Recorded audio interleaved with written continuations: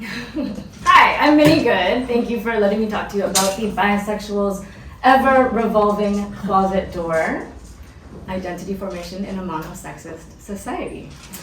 What do I want you to know about my research? First, you should know that I am bisexual. Thank you. Second, you should know that this is maybe the 5th time that I've said that out loud, and this is also the largest group of mostly strangers that I've ever said that to. So I do appreciate the applause. The support feels better than the nerves I was having before. I don't know if you noticed, I got a little rumble in the tum-tum. I got maybe a little redness. I don't know, the hands might be shaking a little bit, but that applause really helped. I appreciate it. So I decided on this topic because around 5, maybe 6 years ago, I was having like a full-on identity crisis. I was very happily married to my very favorite person in the whole world. And we're actually going on almost 9 years of marriage, and we've been together for almost 15, and we've been best friends for almost 20, and I love him more than anything in the whole world, and I'm very attracted to him. And we are just the very best of friends. But something was wrong inside of me, and I didn't quite know what it was. And I used to do stand-up comedy. And one night I was doing a stand-up show, and I had this joke where I talked about how I used to be gay, and then I was straight again, and then I was gay again, and then I was like straight again, then I was like really gay, and then I was straight again, and then I realized I'm just slutty.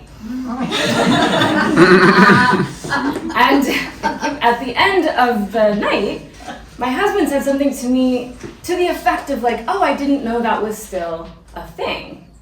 And I was like, it doesn't go away, man, because I met you. Like, yeah, you're great. You don't have a magical weenus that turned me straight, that's just me. But I realized that it had gone away a little bit when I married him. My bisexuality, when I married a man, was closeted again for like the 20th time. Because anytime I was in a relationship with a woman, my bisexuality was closeted. I was seen as gay. Anytime I'm in a relationship with a man, my bisexuality is closeted. I'm seen as straight. You look at me and you think I'm straight right now, right? You look at me with the girl with a little backwards hat and skateboard, and you're like, oh, there's a lesbian. So, in order for you to really know me, I have to assert my bisexuality verbally, over and over, right? Why does it matter if you know that I'm bisexual? Because, yes. I want you to know me. I want to know you. I need you to know all of me in order to understand me. I had to tell you about me so you could understand why I care about this paper, right? Most queer people want to be known and seen and understood, so we have to come out of the closet because it is unbearable to live inside of the closet. You're living a lie, right? It's a human need to be known and seen and understood. But in order for you to know me, I have to tell you, prior to coming out, I'm exposed to stress. All queer people are. When you're in the closet, you're afraid, right? You're risking rejection. You're risking danger, even murder. Research shows also that coming out can be equally harmful. There's a lasting impact. It's cumulative. Not everybody gets a round of applause like you guys just gave me when they come out, right? So, however, it really feels awful to stay in there, so we risk it anyway. We come out. I am so sorry. I am very distracted. What do you do for a living, dude? You right here, yes, yeah. Me? Yeah. I work in finance. You're a firefighter? Oh my God, that's so hot. No, finance. Oh, what's that? What's like the fieriest fire you've ever fought? He's saying finance. Finance. Oh, like where's your fire station? Do you use like a hose or like? Why are you telling me a firefighter? Can you tell me a firefighter? Tell me, just do it. Do it. That's a good one. I don't have one. So. Why not? Are you not a firefighter? I'm not a firefighter. What do you do? I work in finance. My bad. Finance. What's that like? Cool. Yeah, it's pretty tough. That's tough. I'm so sorry. Okay. Do you guys see how he relaxed when I got it right? You all relaxed when I got it right. You're all yelling at me. He didn't say finance. He said firefighter. Other way around. Because it's like really, really intense to not be known, right? But suddenly when I got it, like we connected for a second.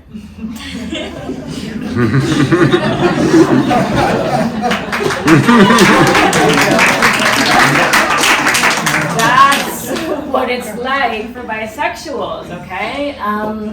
We are made invisible by assumptions about our partnerships, right? Our identities are erased when we are in relationships, and that really, when you don't see bisexual people, that's called bi invisibility, right? And that prevents a meaningful bisexual community from developing. Your identity is a little bit tied up in working in finance, right? Not in fire. So the other thing that bisexuals sometimes do is we'll just like pass to fit in, right? And in fact, I feel like if I pushed you a little bit further, you would have maybe started making up a little firefighters. Bisexuals do that all the time. That's another form of bi erasure. It's we do it to stay safe, right? Like I'll just pass, I'll be straight, it's fine. But then ultimately it feels terrible inside. I call that in my paper voluntary closeting. And then involuntary closeting is when we are shoved in the closet on accident, just by assumptions by other people. I don't know if these are lined up now because I did change. I changed them a little bit from the one I'm looking at. That's okay. So bi erasure, though, that's an important concept, which is that in our society, in the United States, bisexuality is culturally considered illegitimate, right? It gets seen as you're either straight, mostly that's what we're seen as, or you're gay. You could be attracted to one gender and those are the only appropriate options, which creates a lot of stigma because there's actually other people that are attracted to more than one gender, right? Stigma is negative attitudes. Oh Lord, it's all in the wrong order. No! We're gonna go backwards. It's fine, don't worry about that. Stigma is negative attitudes about bisexuality and beliefs, right? So bisexuals also experience double stigma. We get it from both sides because it's perpetuated by heterosexuals and homosexuals. Bisexuals are seen as slutty. You see how I internalized that message into jokes about myself? I'm the least slutty, most monogamous person that you could ever know. And yet I was calling myself slutty. We're seen as never satisfied. We're seen as incapable of monogamy. We're seen as confused, like we don't know what we want. Yeah, we do. We want all of you guys. It's seen as just a phase that every woman is a lesbian in college. No, it's just the bi ones, usually. A lot of bisexual men are seen as actually gay but too scared or weak to admit it, and that's really harmful because it prevents them from belonging. And the slutty one is really harmful because it actually perpetuates sexual assault. Like that's one of the end results of being considered slutty or non-monogamous or never satisfied. We're also seen as traitors to the gay community. We're seen as not gay enough to belong. So that's how we're rejected from both sides, right? So we're getting rejection all over the place.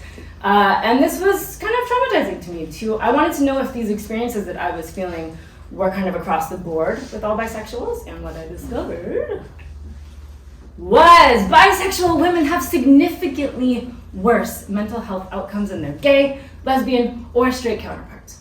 We are high at risk for substance use and abuse, sexual assault, victimization, isolation, depression, anxiety, suicidality, and self-harm, which is pretty disturbing. It's not cool. I also discovered that there's not very much research out there that talks about bisexuality without also talking about gay and lesbian experiences. So we're always studied under the LGBT umbrella.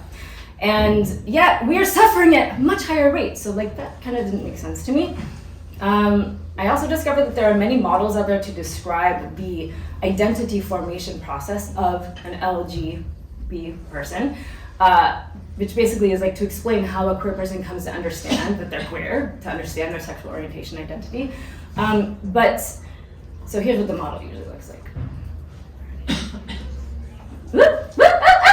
I can't do it, I gotta do it later. This is the wrong one, I'm so sorry. It goes something like this for LGBT people, right? I think I'm different, oh no. and then I gotta tell somebody, and then you tell somebody, and hopefully mom or dad or whoever is like, it's okay, we love you anyway, we love gay people. And then you're like, yay. When you come out of the closet a little bit more, and then you tell some other people, and everybody's like, welcome, we're here, we're queer, get used to it. And then you've got friends and new family, and everything's fine, and you're out and you're gay, right? That model didn't really fit for me either.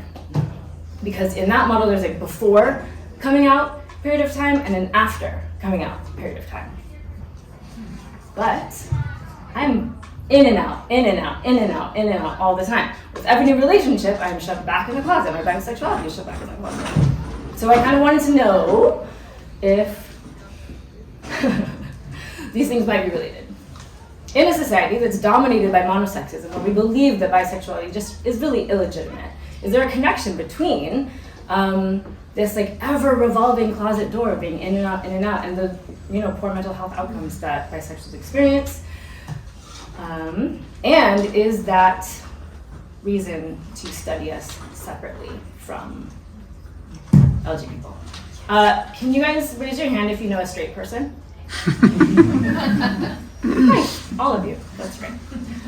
Makes sense because, come on, 80 to 90% of the total US population identifies as straight or heterosexual, which is about 335 million people, which means 10 to 20% identify as queer, which is 50 million people. It depends on the generation that you're looking at. Younger people tend to be a little bit more open about that. So we'll just call it 15%.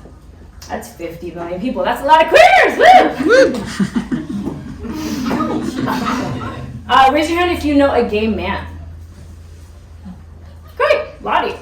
That makes sense. They make up 20% of the queer population. That's about 4.7 million people. Raise your hand if you know a lesbian woman. A little less, makes sense. There's 13% of the LG people identify as lesbian. Raise your hand if you know a bisexual person. Put your hand down if you're talking about me. Yeah, it's a lot less of you guys.